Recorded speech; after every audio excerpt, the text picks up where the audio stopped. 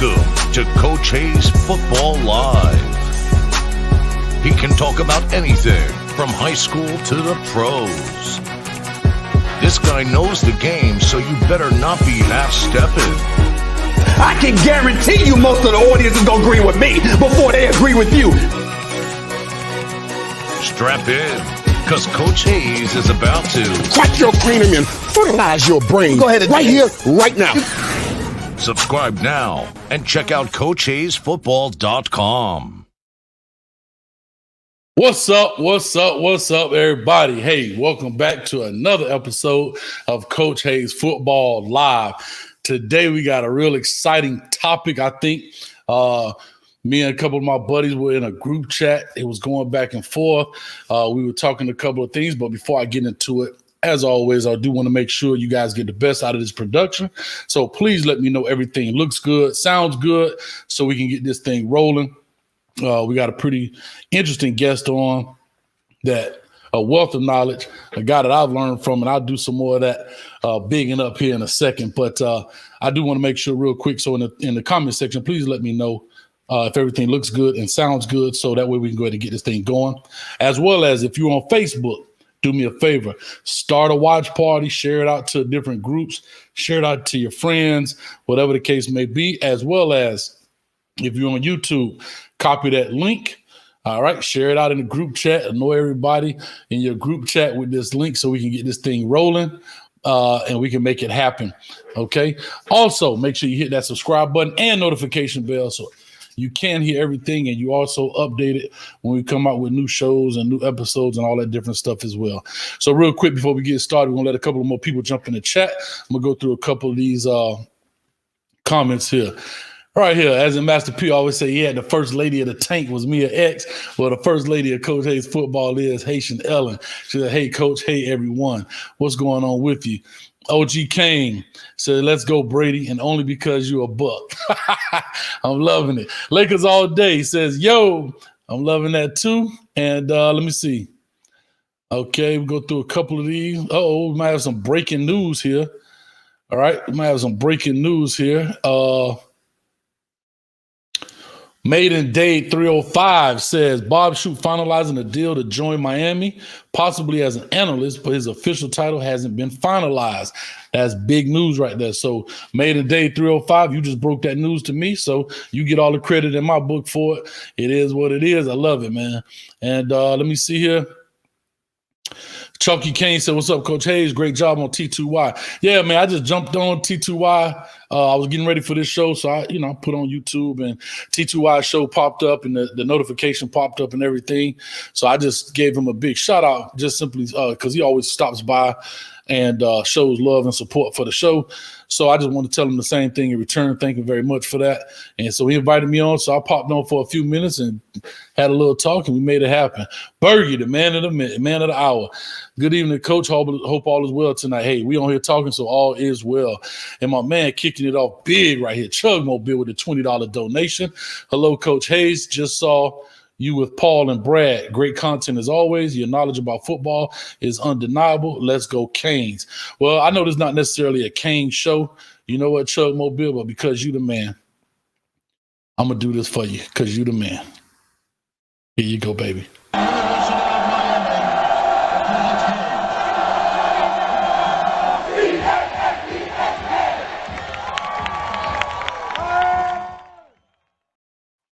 I'm loving it, man. I appreciate it. I had to put that out there for you, even though not necessarily technically the Kane Show. This is the Coach Hayes Live Football Live segment, but I'm gonna give my man credit where credit is due. And Chugmobile has always been a huge supporter of this program, and so thank you very much for that. Let's get this thing rolling. So the title of the show is "Who is responsible for a team's success? Is it the player or the coach?" And so how I came up with this in the group chat, it's about 20 of us in this thing. And when Tom Brady was leaving the New England Patriots, everybody was, well, is it the player? Is it Tom Brady? Is he the reason they were so successful? Or is it Coach Belichick and his system? Is he the reason they were so successful? You know what I mean? And so, I don't know. I mean, Tom Brady going to the ship. Bill Belichick on the couch right now. So we're going to put it up for debate. And the reason I wanted to put this up for debate was very simple. Because as I do these shows, we always want to fire coaches and coaches. This coach is terrible, blah, blah, blah. But then you turn around a year later, 2 years later, this coach has made significant strides at a different program. This coach has made Andy Reid, for example, right? 2 years in. But then you look at Bruce Arians, just got fired 2 years ago from the Cardinals. Now he's in the Super Bowl. So with all that being said, hey, those are the kind of things I'm talking about, man. So we're going to discuss it in length. But before we do, Chuck Mobile in the building. Hello, Coach. I also saw your YouTube with T2I. You are everywhere, man. I love it. Keep it up. Going great. Love your channel. I appreciate it. And because you did that, man, you hit me with the dub spot. I got to go ahead and give you some love again. Not on the Hurricane channel, but it is a Hurricane channel, if you dig what I'm saying. So here you go, Chuck Mobile. It's all for you, man.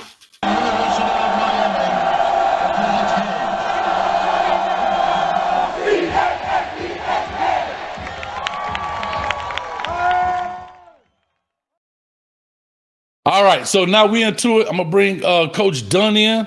I'm going to give a little background. Usually that guys introduce themselves, but we've been together since 2000, so we 21 years in the game. I know a lot about this guy. He was even in his wedding, so I feel like I got enough to say. I can put out there enough to talk about him. So Coach Dunn, if you guys don't know, is, in my opinion, is a Miami coach. Not in my opinion, this is a fact. A Miami high school coach legend, right? He started off at Miami High, became the head coach there, had some great teams, and I know I'm gonna definitely leave some players off, but has put umpteen amount of guys in college, from Division I all the way to Division III, okay, as well as has numerous guys in the NFL, from your Dwayne Bowe to your Antonio Brown, Antoine Barnes, Torrek Williams, Lester Jean, who goes, Roscoe Parrish, Andre Johnson, that's back Miami High days, Cedric Irvin. I'm gonna let him go on and talk about that a little bit more, but I just want to put it out there what we're gonna get, and I want to find out, Coach, was it you that created your success, or was it your players that created your success? So I'm gonna put you on the spot right now. Y'all hit him up in the comment section. Coach Dunn in the building. Talk to us. Coach, what's going on, man? I'm blessed. Good afternoon, everybody. Me? Good afternoon, Coach. Thank you. Yes, I can hear you very well. Thank you for that great introduction. Great. I wouldn't have been able to done a job as good a job as you have. I appreciate it. To answer your question, I think it's both. I think it depends on what you call success. If you're talking about developing a championship, it's definitely going to be the coach. I think the coach is a little bit ahead of the players.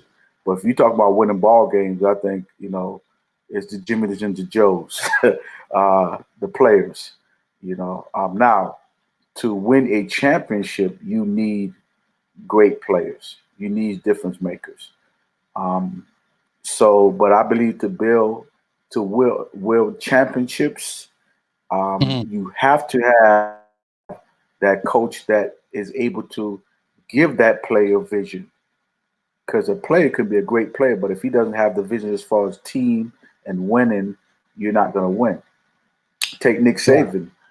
Nick Saban is a great coach, but he's a great coach because he has great players also. He has a system where his philosophy and all the things that he brings to the table in his program develop those great athletes to become winners. Mm-hmm. And but if you take Nick Saban and put him in a group of people that are not very talented, as great as he is, he's not going to win championships. Okay. So let's talk about it, right? So a couple of people in the comment section. I'm gonna open up the phone lines. You're more than welcome to call in. I'm gonna do that here in a few seconds. Also, my boy V12, he's in the building. He'll be joining us in a few moments as well. So Hurricane UCJ87 says it's 30% coaching and 70% players. You know what? And it's funny, Coach. This is what I'm saying. This is why I wanted to ask this question, because so many people think it's both, right?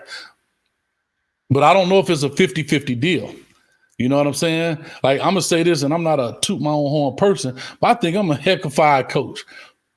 But you got to have some hellified players. You know what I'm trying to say? So with all that being said, we're gonna jump into this thing. We're gonna see what it is. Let me say something. I hope I don't get it right. Real quick, Coach. Haitian Ellen says you in his wedding. He wasn't the coach you were talking about who fired his staff. No, he was not. What happened was, Coach, in the previous show, I was talking about ego. Haitian Ellen, hey, big shout out to you for that one. I was talking about egos, and I was talking about how dirty this game was. Yes. And I was saying that I know coaches that were in a coach's wedding, right? They were in the head coach's wedding and got fired and didn't find out until they saw it on Twitter. You understand what I'm saying? Like, no, this is not the coach you're talking about. No, this is not the coach. But that's some. I'm telling you, I done seen some dirty stuff out there, man. But go ahead, Coach, with your point. Okay, so I hope I don't offend anybody like this, but when I started, I remember Northwestern and Central having tremendous, just the best for me. For the longest, Central had the best athletes than any high school in Florida, and as great an athlete that they had, they didn't win the state championship until somebody came and nurtured that and built that, and now they're winning. You know, you can't. You know, they had McGahee. You can't tell me any of the running backs Cooked was better than McGahee. You understand me? True story. But they didn't win the state. They didn't win the state championship, and they had great athletes. And the point I'm making is you're gonna need a combination. Obviously, if you don't have the athletes and the talent, you're not gonna win the championship. But you have to have somebody to be able to create that atmosphere where that player thinks that he's going to be great, but he's also going to lead me to a championship. Right. So that's true. And again, so let's take our own experience, right? So coming to New Orleans, right? You leave Miami High, you come to New Orleans. Right. And I remember you always saying this. I don't let you tell a story. I don't want to put words in your mouth. But I'm just put the time frame out there, and then I'll let you go from there. So I remember coming to New Orleans. I'm leaving college, coming to you, and we were, talking, whatever case you decide to hire me, this, that, and the other. Great. Why did you decide to go to New Orleans when you left Miami High? Well, two reasons. I don't know if I want to tell the truth, but one of the reasons that one of the reasons I left was I actually saw New Orleans play Central, and Central again had a phenomenal team, and I saw New Orleans, and I saw these young men that were just they were talented, but they were all over the place.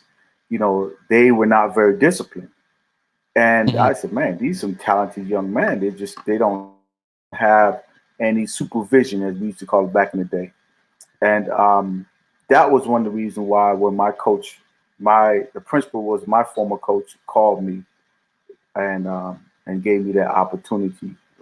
I saw that they had talent, but they did not have discipline. It didn't look very organized at the time.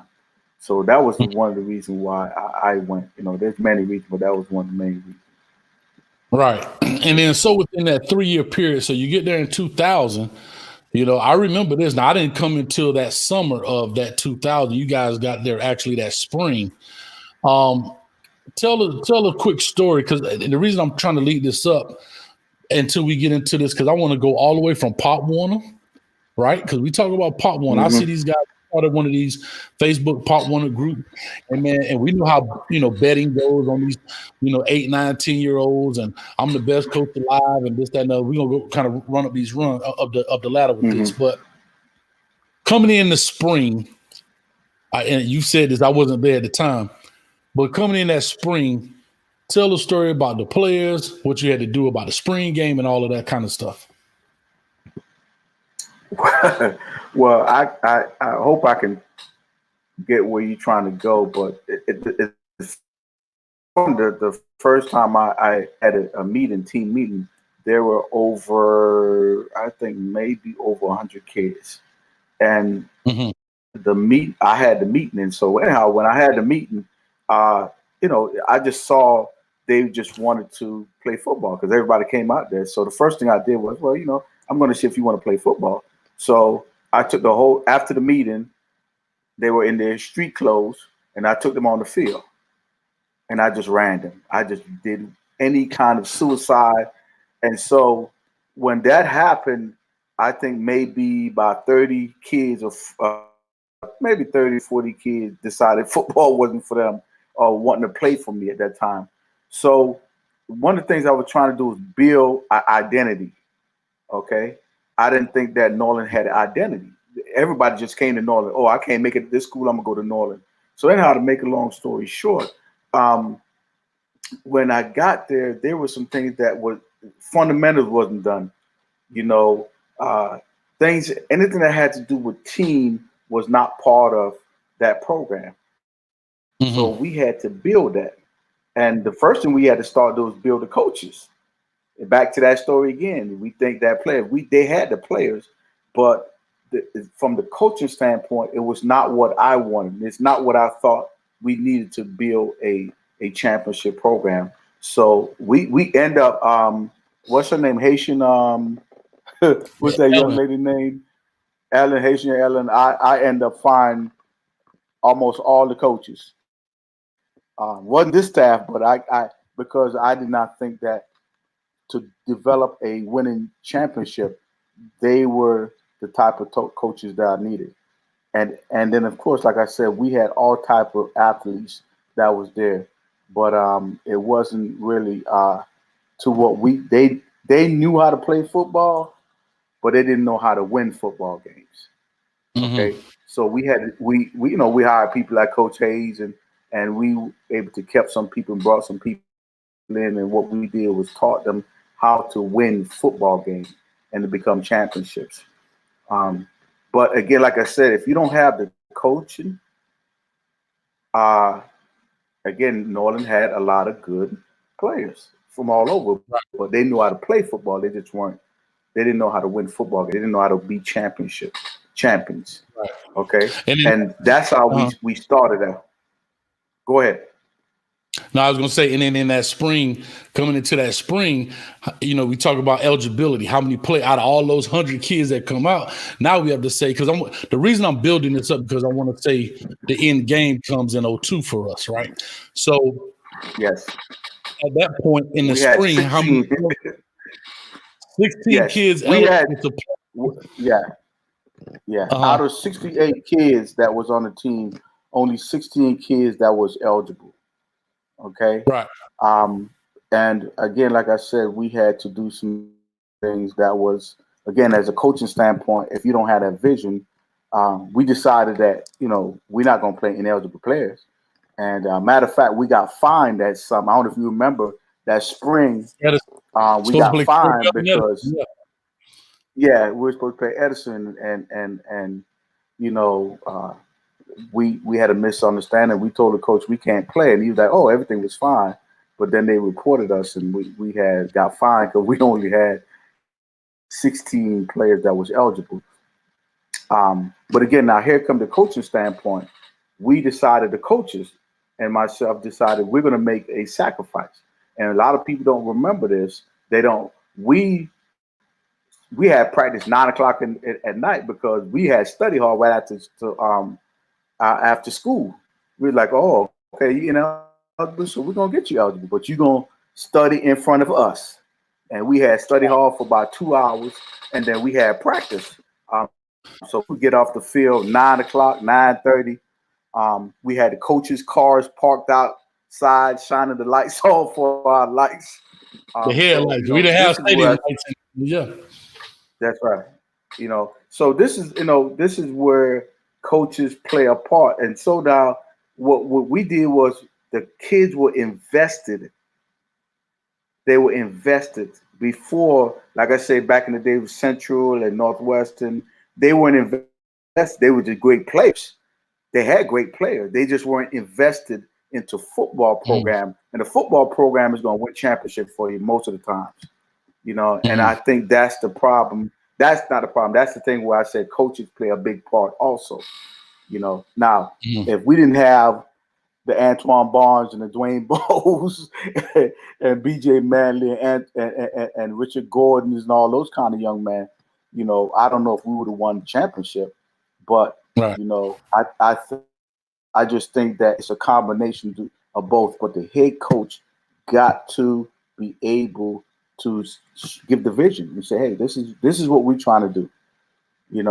If the young men don't buy into it now, you can this. We've had guys that played in the NFL that was great athletes, but they didn't win championship for us. Right. Because they did not buy in as much as for a championship as much as just buying into just winning ball games. Right. And then so you take that, and in 3 years, right? So 2000 and then to 2002, we end up winning the national championship. We end up winning the state championship against Orlando Edgewater, right? In Tallahassee at Florida State at Doug Campbell Stadium. And so I wanted to kind of paint that picture as we get into this thing so people can understand the value of coaching, program building, right? Nurturing, all these terms that you were using, right? Nurturing, all of that from the coaching standpoint, sacrifice, right? Think about how many wives were pissed off about us coming home. We getting off the field at 9:30. And if you ain't never coached for Coach Dunn, we got a staff meeting after practice for an hour. So we leaving the school. So literally, we had school that morning with the first custodial staff and the second custodial staff kicking us out the building because they got to cut the alarm on. That's sacrifice. That's right. So that's the importance of coaching, right? So I did want to make sure I just wanted to illustrate that because a lot of people don't see it. They just see what they see on Saturdays from a fan's perspective, but they don't see the work that goes into it of a Nick Saban type, of a Bill Belichick type, of whatever. Somebody said in here, it is a perfect marriage. I can't see it. It's too far in the comment section, but it is a perfect marriage, right? But then let's go to this. So now let's climb up the ladder. But before I do that, let me make a quick break. Let me give my man some love here. Hurricane 22Y Pine Cone, $5 donation. I appreciate it. He said, appreciate the love tonight. I just jumped on his show for a few minutes before I got on here. So thank you, man, T2Y, for you guys that's listening. I just told him. He told me we're going to all try to get on here and do a show together, man. For the Hurricane YouTubers, we're going to jump on and try to do something special for you guys. So we appreciate it. And as well as Sean Andrews says, great chat, gentlemen. $10, man. I appreciate you. Thank you so much for it. And this channel is getting an upgrade as well, like I did my Hurricane, so it's coming soon. All right. And also, real quick, man, I got to bring my man in, V12 in the building. Did I bring him in? Here we go. V12 is in the building. Let's see if we can. All right. Hey, Coach Dunn. What's up, brother? Long time no see, Coach. I know, man. Looking good, my brother. Looking good. Hey, likewise, man. Hey, listen, it's a blessing to have two. Yeah, they had two coaches on here, man. That's all good, man. Hey, the fans should be happy, man. You got two brothers who knowledgeable, know the game. Hey, I don't know who the pupil is or who the understudy is now. I don't know how that go. I ain't trying to start nothing though. I'm telling you, people who the understudy, man. Hey, Coach. I don't know, Coach. You got it. Listen, I'm gonna always be the understudy because you see the hat I got on, right? I was wondering about that. What's that about? You tell. I'll let your boy. You gotta always be a champion, so I'm going to. Okay. Yeah. So real quick, I'm gonna throw this up here. Oh, Coach, you're going out a little bit. All right, real quick, I'm going to throw this up here. Hurricane Miller says, Coach Dunn, a Miami High legend. I see you in the building. Like I said, I'm going to open up the phone lines. Right. Hurricane Miller, we talked earlier when you guys called in, but we got V12 in the building. We were just talking about our journey. And Coach, I don't know if you remember that. I brought this up to him. Our very first game against South Broward, my dog V12 sitting in the stands at South Broward. All right. It wasn't that many. We ain't had that many fans at that time, so it was easy to spot. It was easy to spot him, man.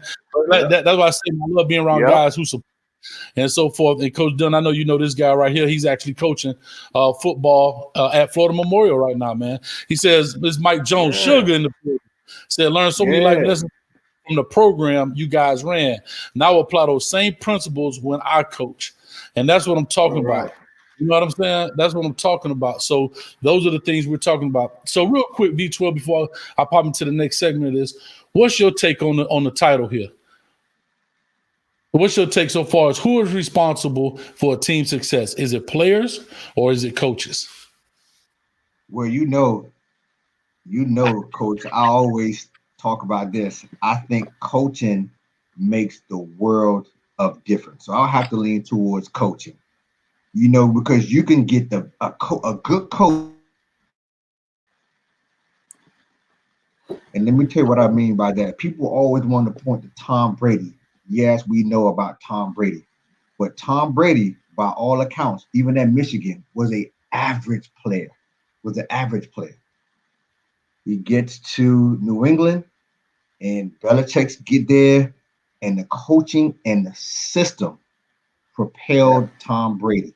Now, I'm not saying he wasn't talented, but on the larger scheme of things, he was an average player, being drafted in the 6th or 7th round. That would tell you a lot.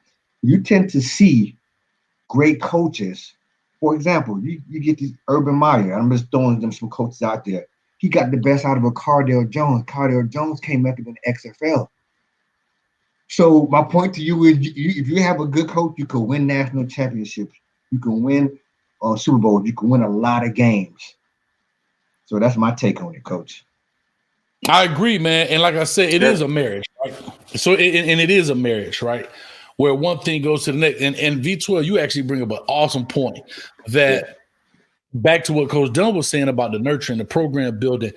Bill Belichick may have taught him how to study and be the player he is, may have taught him how to break down film. And he took that and propelled his career to what it is today. And now he's take those life lessons, just like Mike Jones said earlier, the lessons he learned from our program, he has instilled into what he's doing today as coaching.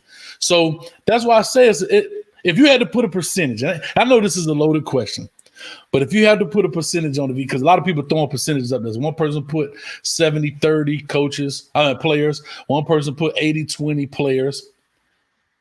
What do you put from a percentage? If you had to put a percentage standpoint on it, what do you put on it? I would say 70% coaching, 30% players. All right. And Coach Dunn, if you had to put a percent on it. I mean, I would say the same. And let me say this quick too. Let me tell you why a coach will make a difference. Like, one of the things that before now we used to do as coaches, that you have a Roscoe Parrish, you have an Antonio Brown, you have Cleveland Thomas that played for Florida State, a national championship. All those young men were always great players. They weren't great players when they first started. They were good players. But the coach saw that they had tangibility. You understand me? And we put them in position where their talent was shown. Antonio Brown, man, I don't want to play quarterback. I said, well, you're going to play quarterback. And I told him, I said, you know what? Let me explain something to you, because he's a high school kid. I said, if you're the quarterback, you touch the ball every play. I said, if you play wide receiver, who's going to throw you the ball? And if we throw you the ball, you might touch the ball 4 times. You might. The same thing happened with Xavier Rhodes that's playing for Jacksonville now. Indianapolis. Oh, I'm a wide receiver. I said, oh, yeah, you are, but who's going to throw you the ball? I said, you need to show people the different aspects of your game, so they're going to decide where you're going to be when you go to college. So, coaches play a huge part in developing those players. You might have a kid, really, that you find a kid that comes. I give another one, Duke Johnson. We had Duke Johnson. Well, guess what? We're the first person to say, Duke Johnson, we're going to put you on punt return, kickoff return, running back. This as a true freshman. And we showed his. Hold on, Coach. Sorry to interrupt your story. But I think I was one of us, Coach. I need him as safety, Coach. No, you did. You did. And guess what? He got a great safety. Yes, you did. And he was a great talent. But again, like I said, if you were a coach, you just let him play what he wanted to play. You understand me? And then that particular, those two particular people will lead you to championship. You understand me? At the end of the day, now when you get to a different level with the Brady stuff, I still think what V12 said. Listen, Brady, Tom Belichick, that put Brady on a team that do not have a good defense and see what happens. He wouldn't have 5 rings. Right. You understand me? So I think it's a combination, and it would it plays it's a 50-50, but at the end of the day, it has to be the coach. Well, I'm gonna say this as we go up these stages, right? I'm gonna ask myself the same question: what percentage I put on it? I think the percentage varies at the level of ball in which you're playing, right? I think in the NFL, I think the players, in my opinion, may be a 70-30 deal, right? As you go to college, the number lessens. And I'm going to tell you why I say that. So let me get my numbers. Let me stop dancing. I say in NFL, and Victoria, you made a very valid point, but I still say that from a player's perspective. And as we go on in the show, I'm going to explain why. I think as you go down to college, I think it's more 50-50, right? As you go to college, a high school, I think it's 70-30 coaches. And when you go to Pop Warner, I hate to say this, but this is when it really flips. It goes backwards. I think it's more players than coaches in Pop Warner. I think the percentage is more the players, and we're going to start there at the player side. And I'll just start it off, and I'll let you guys go ahead. The reason I say it's more players in Pop Warner and Little League, I've seen little Timmy, that's the fastest on the field, blah, blah, blah, blah, blah. Or, quote unquote, you see coaches load their team up with an all-star team, and they're not, because I always thought Pop Warner should have been a developmental type deal, right? You're teaching the young man how to play the game, what it's for, how to tackle. Just learning the basics, how to line up, how to get in a stance.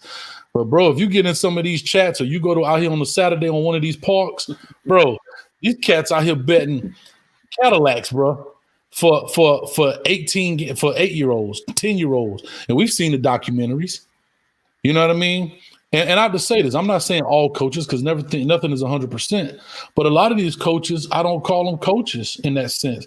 You're loading up with the fastest kids in the neighborhood or fastest kids you know, and you're doing it and you're saying, I'm a better coach than you.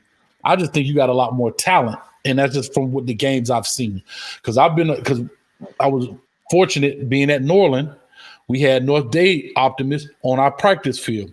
Being up here at Olympia, we had the Olympia Titan Pop Warner program on our practice field. I've seen some very good coaches on both parks, but I've seen some bad coaches too. Yeah. And I'm not here to judge anybody. I'm just saying I've seen some coaches ain't coaching nothing. They just throwing the ball at the players. All right, bring it up. Practice over. Haven't taught anything about a stance. Kids still putting the same hand, same leg up in a 3-point stance. Those type of things. You get what I'm saying? And so that's why I want to say that. So let's talk about it real quick from the little league standpoint, how important the coach and player ratio or relationship is. Coach Dunn. Okay, repeat that last part because you're breaking out. I was saying the coaches and player relationship from the Pop Warner Optimist programs. How important do you think there's a difference in that the number you gave at that level than it is at the high school, NFL, college level, and why? Well, I totally agree with what you said about the Pop Warner.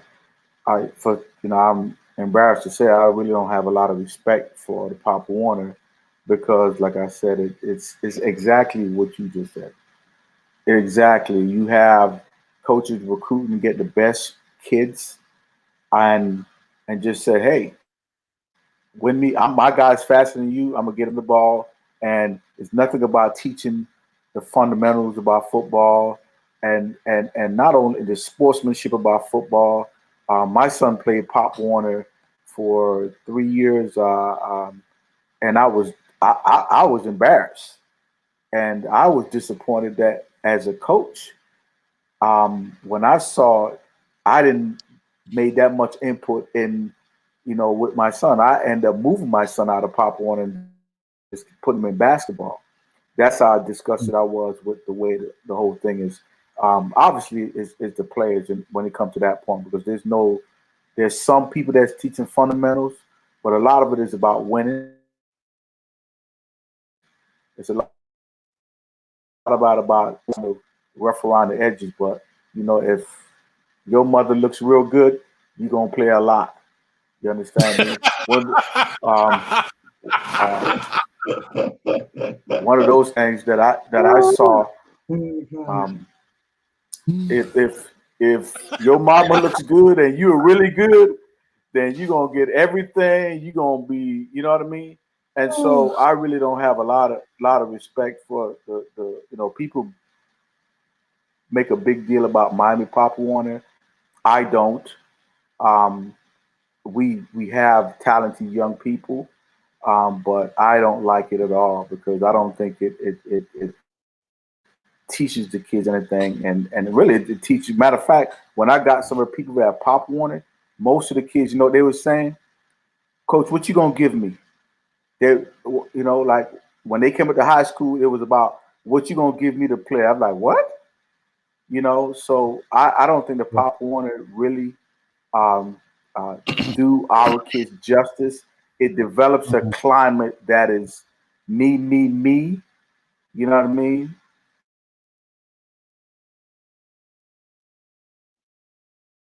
Oh, Coach, hope we didn't lose you. Oh, we may have lost him for a quick second. He'll be back. Yeah.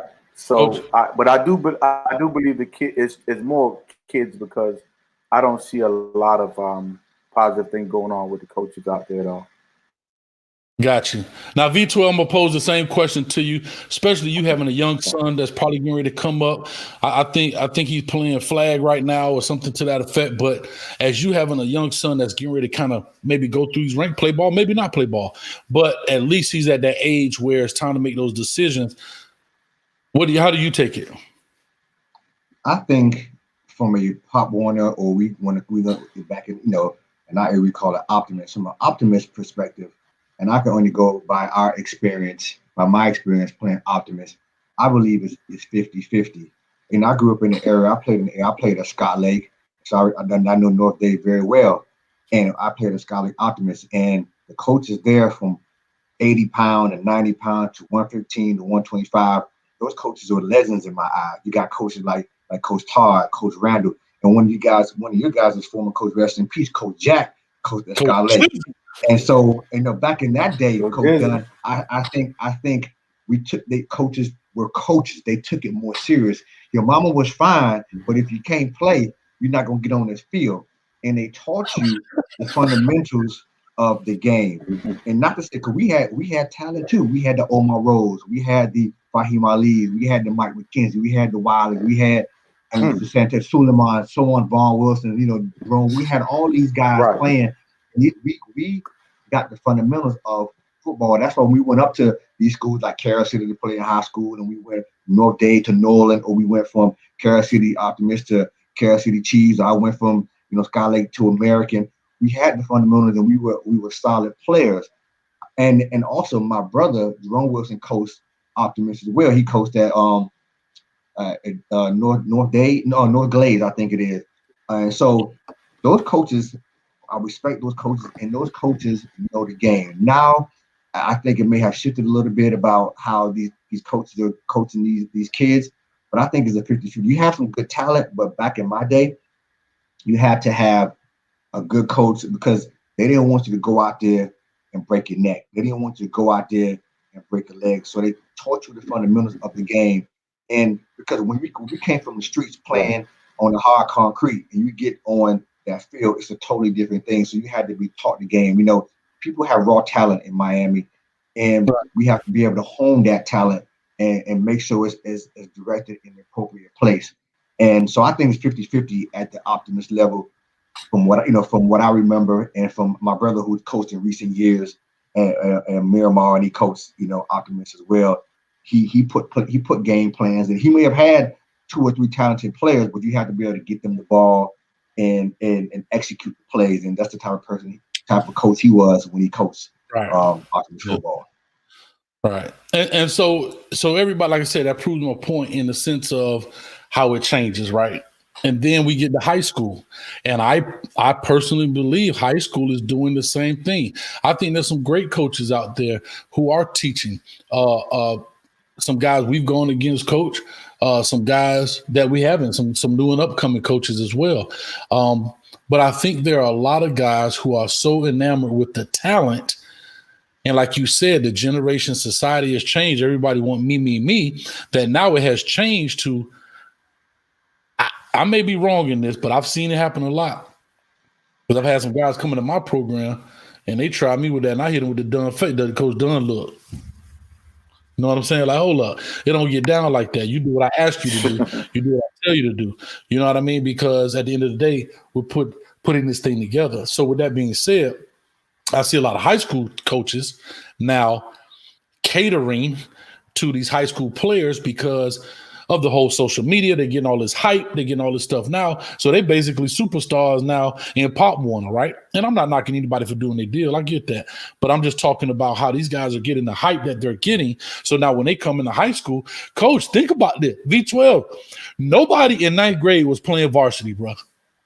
You wasn't even trying to play. You like, them dudes got muscles, bro. Now you got 9th graders mad because they not even playing varsity. You put them on JV, they feel like you tried them. So now you tried me. You searching for a school to go to a coach that's going to say, you know, that you can play varsity and start as a 9th grader. You understand what I'm saying? And so, and coach, I'm gonna tell you that it's very few. If you're in like I look at Miami and South Florida, even Florida itself, I kind of equate us to Power 5 football, right? And the major programs in Central, Carroll City, all this, the 8A schools and so forth. If you're a true freshman starting in high school at those schools, their program is in trouble. That's how I look at it. Right. Now you may some spot things here and there, but I'm talking about you the true man. You the man. Not playing, but you the man. It's some issues there. So, and coach, I know you hadn't coached here a couple. You taking your retirement, enjoying your grandkids, but you're still working in the schools and so forth, and you're around a lot of these guys. How do you look at it? Am I on point, or am I off a little bit from how you kind of see it? Maybe now being on the outside looking in. I think you're on point. The problem I see, I don't know if you guys can hear me. Yeah, we got you. I can hear a little bit of you guys. It comes down to the coaching. I think that, and I might be, I don't know, I might be off. I don't think, but because I'm in a high school right now, coaches are not coaching. And what I mean by coaching, and I don't mean coaching football. I'm talking coaching life. Okay, good. You can you hear me? Go ahead, coach. Yeah, you would die. You froze for a second. Go ahead. You got it. I'm talking about coaching young men. We're not coaching young men anymore. You know, when you have a 15, I say this all the time. I used to tell you, I don't have no 15-year-old or no 18-year-old friends. You understand me? Listen. I'm your mentor. I'm your father figure. I'm your coach. I'm here to mentor you, and because I'm telling you what's going to happen down the road. I've been there. You understand me? So that's my. I've always felt that. I think a lot of coaches now are not doing that. I see the transfer, and coach, we've had some great athletes that transfer out our program. And we say, hey, you know what? It's not for everybody. But we know if you stay with us, you're going to learn about being a man. You're going to learn about responsibility. You're going to learn about working hard. You're going to learn about not quitting and giving up. And see what happened now, a lot of coaches, even the ones that are winning, they're like, you know what? I want to win the state championship. I want to win, it's the end goal is to win the state championship. Mm-hmm. Look at the championship. but it's not the end goal. We had a lot of other goals for our kids: to go to school, to get an opportunity to go to college, to get the opportunity to do and then while we doing that, we use these little nuggets, right, to teach them about life. You know, you remember, people don't remember this, our state championship game, 3 of our stars got benched until the second half. Why? That's right. Well, they decided they want to break some rules and tear up the room. And no, the state championship, it ain't about the state championship. We want to win, and God bless us to win. But those 3 young men learned. Now they're grown men, and you know, they have taught to me and said, Coach, man, boy, you taught us a lesson. They ain't say nothing about, I taught them a lesson when we beat Carrot City, or I taught them a lesson when we beat Northwestern or Dillard. They said, Coach, you taught me a lesson of life that we did not play the first half of the state championship game. And right now, I think a lot of coaches, and kids are kids. Listen, if I know I can play you, I'm going to play you. Right. You know, I got the internet. You ain't playing me? Oh, okay. Well, it's not about playing. You know, it's about teaching these young men about life. You understand, man? Right now, what I see a lot of coaches are falling into, well, this team right here, they're doing this to win the state championship. I got to do it. No.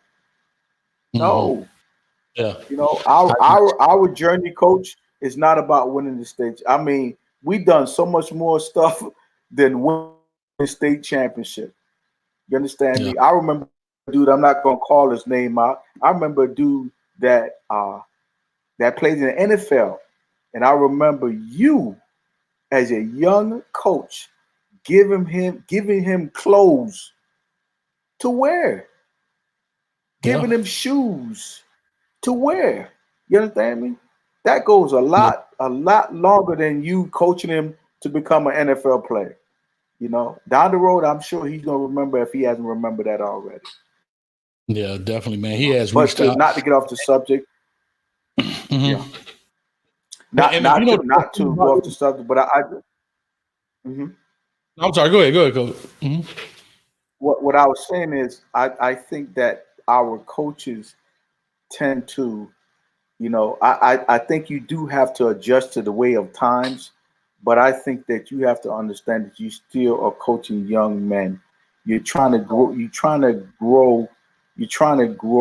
or we should say back in the old days, we're trying to grow young men. You understand me? We're trying to bring them up as great community people. You know, they don't have to play in the NFL, you know, but they can do things in life. You know, being a family man, being a husband or a father. You understand, man? We should tell the stories to kids about, hey, you know what? If you quit on this, when you have a son or a daughter, you're going to quit on them. You understand me? Because it's going to get tough. It don't matter how much money you make. It's going to be a time where you're going to feel like you running gases. You understand me? And I think right now there's too much pressure on these coaches. I don't know why, to win state or to win, that they are selling their souls to these young men. You know?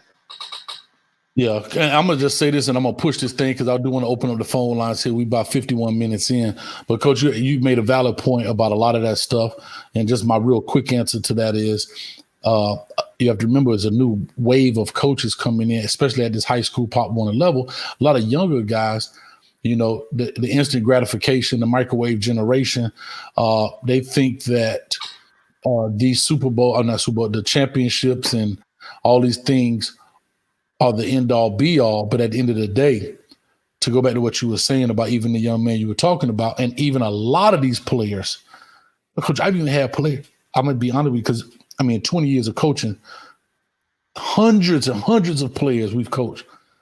Guys will reach out, especially now I'm doing this platform. Guys reach out and say, Coach Hayes, man, thank you so much.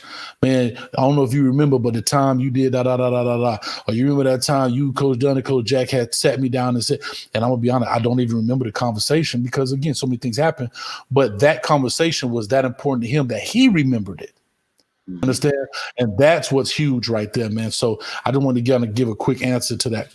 Let's jump into this piece, V12, about college. Let's jump into this piece about college. So now the college game, right? We're talking about coaches and players. and I kind of brought this up too, as we talked about in the chat. You know, everybody wants to fire this coach, and we Hurricane fans, so I'm gonna just bring this up. We talk about Manny Diaz getting fired. Oh, he got fired, blah, blah, blah. Is he the right coach? Is it the players? Is it the this? Is it the that? These different poses. And as you guys know, V12, especially, you be on the show with me. I always look at things through a coach's lens, right? I try not to look at it from a fan's lens. I look at it through a coach's lens. In college, right? Do you feel that these guys, the college coaches, or is it the players that really make the difference? And are the college coaches really doing what we just finished talking about, Coach Dunn, with the real molding and all that stuff? Or is that a part of that process, or is that the process and they win games in the process? So as I'm molding, like you said, we won the state championship in the process of molding young men. Are these guys like the Dabo Sweeneys, the Ryan Days, the Nick Sabans, these guys, the top program, the Brian Kellys, that is constantly at the top of this rung here, at the top of the ladder here? Are these guys winning with the process? Or, I mean, I'm sorry, are these guys teaching young men with the process and end up winning games? Or is their end goal to win games and hopefully they teach them something through that process? I hope that question makes sense. It makes a lot of sense, Coach. That's a great question. From a college perspective, I'm going to go 65-35 coach. And you and I have had this conversation a long time ago and many times. And I've said to you, until Miami gets that coach, listen to what I never ever said to you, till Miami gets that player. Until Miami gets that coach, I think we're going to be in the same situation that we're currently stuck in right now. We could have when we had Andre Johnson and when we had all those guys, we had a decent coach. Now, talent was a little bit over the top with that team. But by and large, you take a look at these guys like, for example, a Chip Kelly, who has taken the Notre Dame team when Lou Holtz left from zeros to essentially heroes. You look at somebody like Dabo Sweeney, who's taken a program.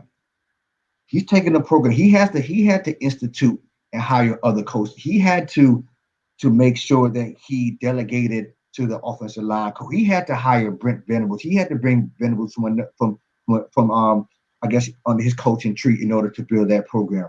You take a look at Urban Meyer. This man goes out to Utah. You want to tell me Utah has the talent that a South Florida has or Alabama has? This man goes to Utah and won at Utah. So I think that it's the coaches who put their policies in, put their playbook in, they hire their people, and then through the process, they end up building programs, creating systems to win games. You know, I remember Jimmy Johnson, when he was at Miami, had a program. He went to the city to get them boys. You know what I mean? He went to the city. He had it. He had a recipe. We're going to bring him into this program. He had a recipe for the Miami Hurricanes. And you see that going forward with a lot of these programs. Now Dabo has a recipe. Now Nick Saban has a recipe. And name recognition.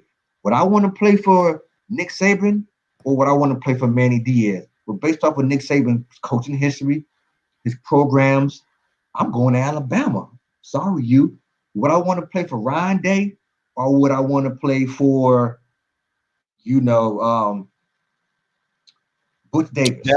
I would rather play right now. I would rather play for Ryan Day based off of the program and his coaching.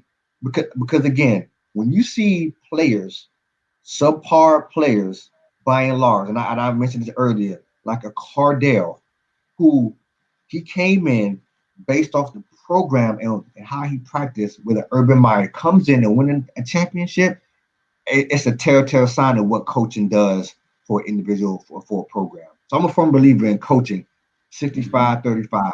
And I just want to mention one thing. You guys are legends in coaching because you guys did it the right way. You guys, again, you got Coach Dunn, a legend, and he's and Coach, you under Coach Dunn's tree. So whatever you institute and instill in these players, it's part of Coach Dunn as well. And another coach, when I play high school ball, we talking about the legendary Walt Frazier's. We talk the legendary Charlie Yonders. We're talking about we're talking about Damon Cogdale, who you guys probably know came from Carroll City and coached at Miramar. These guys won championships because they knew how to coach the right way, and it was only about X and O's. It was about where you from, who your mama is, where's your neighborhood, how your grades are. It was about discipline, and people may not like it, but that's a lot of things that's missing from a lot of coaching ranks now. To your point, Coach Dunn, everybody want to be friends with these kids. No, there has to be a separation. Not to say you can't be cordial, you can't be respectful. There has to be a separation between a coach and listen. I love my son, and we could play Madden all day, but don't get it twisted. I'm your father, son. You know what I mean? Yeah. And I'm not saying not that everybody got rights, and it's a different style. So I take my hats off to coaches on all ranks right now because it's a different style of coaching you have to get through. Because you say the wrong thing, you do the wrong thing. Guess what? You won't have your job no more. You know what I mean? So I kind of went off a little. I want to address that in a second. Shout out, all the legendary coaches. Well, I know I said Coach Todd and Coach Randall and rest in peace, Coach Jack. You call those guys names till this day because they instill something in you. And so to your answer your question, Coach, I think it's 65-35 on a college level. Gotcha. All right, so let me do this. I'm gonna open this up. I'm gonna open up the phone line as we get into the NFL side of this, because really it's not really what it was about. It was just coaching. I just used Tom Brady in the picture and Bill Belichick because they were just basically the best picture to illustrate my point. So let me open up the phone lines here.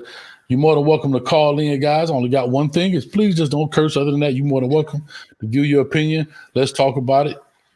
We open to all questions or whatever. But as people get ready to call in, let's just talk about this. So now here's my question about the NFL, right? And here's my biggest thing about the NFL. This is why I say it changes. So let's take an Andy Reid who gets fired that has a Michael Vick, goes 4-12. Right?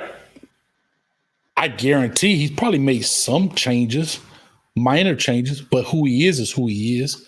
Of course, coaches have changed over the years. Then you take a Bruce Arians who just gets fired from Arizona, 2 years. He's going to the ship, right? You take a guy, let's see here.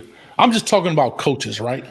But then you take those same coaches, Doug Peterson, if I'm not mistaken, from Philadelphia, just won the Super Bowl.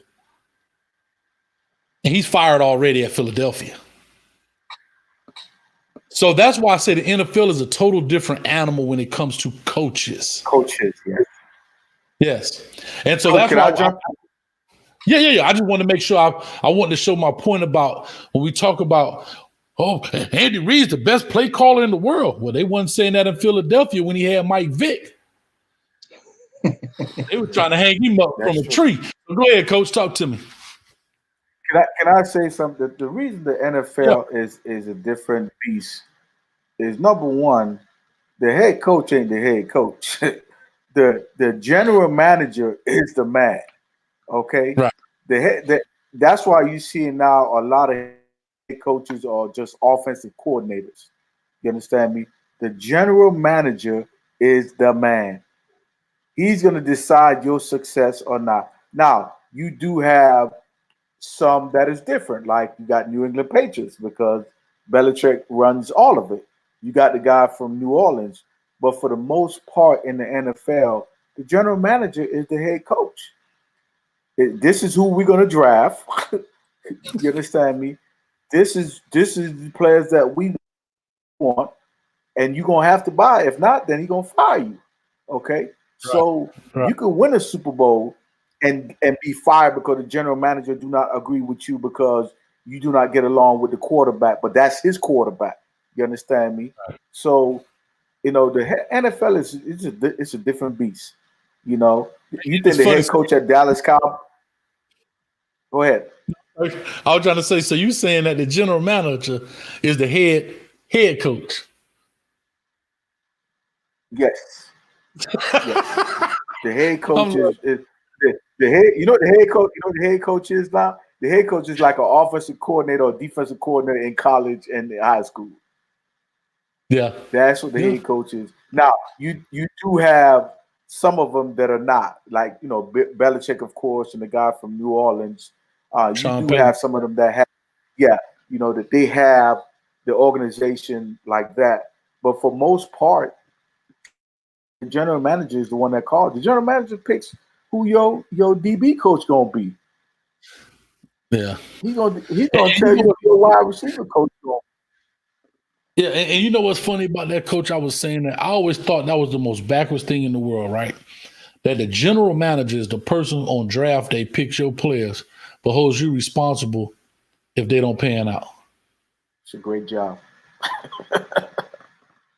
It's a Like, great job. hey man, I really like Andre Johnson. Yeah. Oh, here go a better one. I really like Andre Johnson, but yeah, I think my man over there that's 142 right now, and he played at SWU, Sidewalk University. I think he's a better player. You need to have him because they're crunching numbers. See, those guys Yes. are trying to get the most bang for the buck instead of not realizing spend a little more money if you have to. I know there's caps and all that stuff. I get it.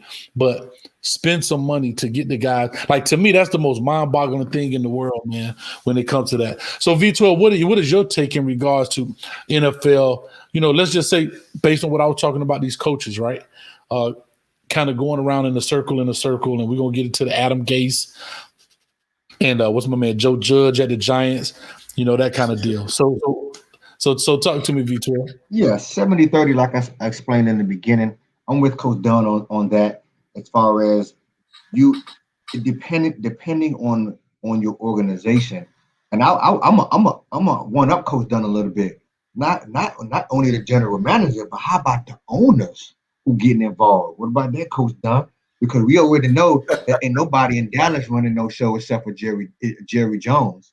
We already know that. That's We right. already knew in the Washington football team. While I'm up here, nobody running that but Daniel Snyder, and that's why That's right. that's why you see these coaches who now, when they're getting these contracts, I will be surprised. And if somebody know in the chat, let me know what kind of deal Urban Meyer got, because a lot of these coaches now, they want, to Coach Dunn's point, they want general manager duty as well. So they don't have nobody above them, so they could pick their own players and construct their own roster.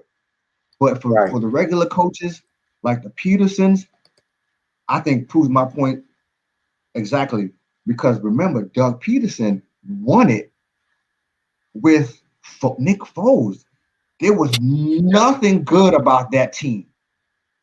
We had Nick Foles, who was a subpar average quarterback at best, and they happened to win a Super Bowl. So if you're not going to tell me that guy is not that, and it hasn't been coaching that propelled them a system with a little bit of luck, of course, I would say you're mistaken. So, and Bruce Arians, although Tom Brady coming, Bruce Arians was a decent coach, and I'm not sure. I know the Colin went to the Super Bowl, but Bruce Arians was actually a decent coach. So he's not a bum coach at all. So he goes to Tampa Bay, and of course they got crazy talent. Now Tampa Bay may be the anomaly because they got crazy talent, but it ain't perfect, because even when Brady gets there, they got a jail, they losing some games, but now they're in the Super Bowl. So you get some coaches luck up and get a Tom Brady, and the coaching may be less, because you see Bruce Arians. Do we know if he's calling plays? It seems like Byron Leftwich is calling the plays in Tampa Bay. So it all depends on. But again, it's their scheme, they're delegating, and the coach has to be able to see the talent, just like in the players within his coaching staff as well, and want to know who should be here, who should be there, who should be running that team with the coach. So I believe in the NFL it's 70-30, but coaches, but like Coach Dunn said, general managers sometimes are huge, and definitely the owners. It's up to the owners sometimes, up to the owners to make the decision and eliminate the coaches in the like it happens in Dallas with Jerry Jones, and how sometimes it comes across, when he delegates to the coaches in Dallas. Right. And the thing that's funny, that's amazing to me, big shout out to OG Kane. He says NFL is straight business, straight chess, not checkers. Now you got coaches, grown men getting paid, and nowadays players older than the coach. Bro, that's a mouthful right there, right? And so I had a discussion just last night. And Coach Dunn, I'm going to say this. I've talked to quite a few NFL coaches, and I had a chance to go up to the Detroit Lions and do their little OTAs up there for a week and, get a chance to shadow and so forth. And then when I was down at FIU, we went over to Miami Dolphins for about 4 days. And I saw a lot of stuff that I didn't have any idea, right? And I'm just leaving to you, and then I'll follow back up. But I don't want to say this. The coaches now, so the discussion I had was, I was like, look, bro, coaches in the NFL, and when I say they're not coaching, they are not doing what you just described about program building in my eyes, especially what I've seen. So far as how is the guy, and I'm just using this as an example, This has nothing to do with the individual.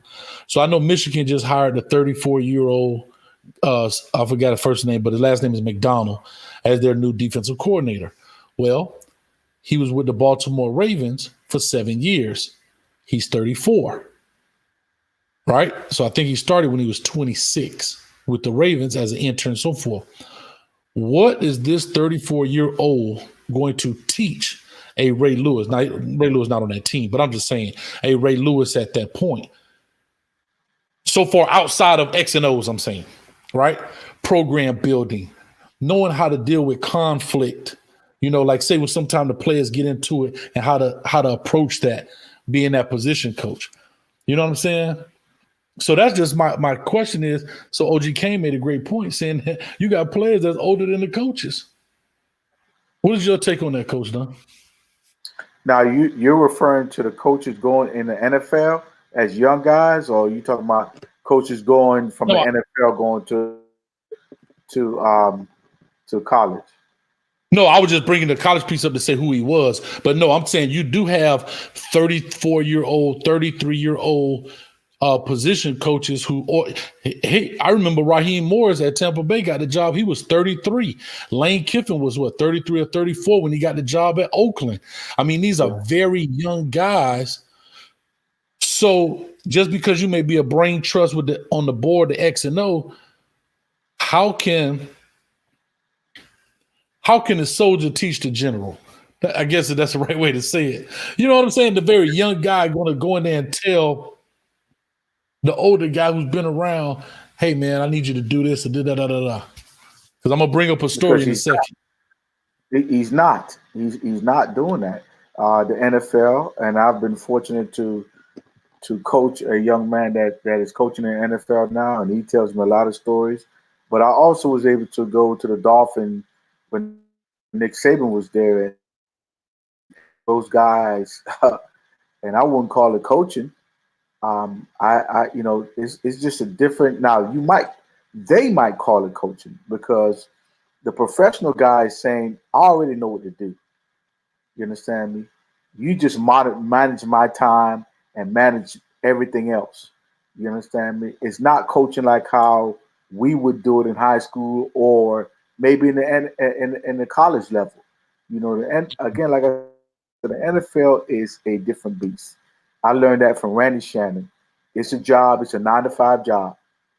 Okay? It's not a lot of what we call it. It's more X's and O's. It's a more like, say, I'm running. Hey, if I'm running a corner route or a seven pattern, right? I'll just give you a figure. I'm running a 7 pattern. If they're in zone, we doing this. if they're in man, we going all the way across. You understand me? So they'll teach you those type of things, But as far as fundamentals of what we call coaching, that's not gonna happen. They feel they don't have that time. They're about managing me, making sure I don't get hurt. You understand me? And running the system. Mm-hmm. I give example in the NFL. This guy he coaches. Let's say he coaches a linebacker, right?